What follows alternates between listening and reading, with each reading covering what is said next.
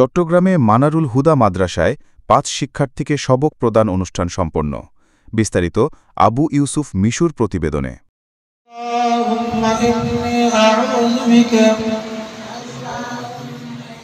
চট্টগ্রামের পাহাড়তলী বণিকপাড়া এলাকায় মানারুল হুদা মাদ্রাসার ৫ শিক্ষার্থীর সবক প্রদান অনুষ্ঠান অনুষ্ঠিত হয়েছে।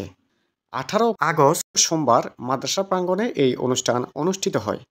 এতে প্রধান অতিথি হিসেবে উপস্থিত ছিলেন মানারুল হুদা মাদ্রাসার উপদেষ্টা ও আল জামিয়াতুল ইসলামিয়া বাইতুল হুদা ফটিকছড়ি মাদ্রাসার হিফজ বিভাগীয় প্রধান হাফেজ মাওলানা আব্দুর রহমান। এছাড়াও মানারুল হুদা মাদ্রাসার সহকারী পরিচালক হাফেজ মোহাম্মদ শামীম হোসেন, সুলতানিয়া এমদাদুল উলুম মাদ্রাসার পরিচালক হাফেজ মাওলানা শাকাওয়াত হোসেন, তানজিলুল কুরআন হিফজ মাদ্রাসার পরিচালক হাফেজ মোহাম্মদ হাসান সহ মানারুল হুদা মাদ্রাসার ছাত্র, শিক্ষক ও শিক্ষার্থীদের অভিভাবকগণ উপস্থিত ছিলেন।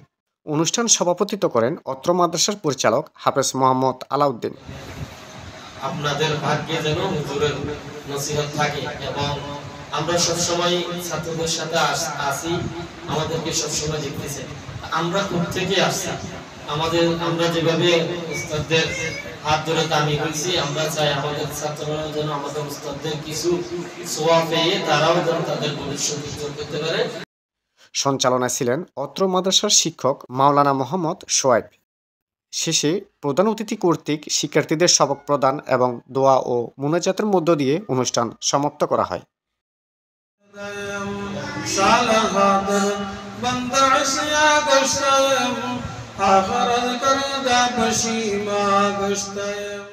ABC Bangla news desk.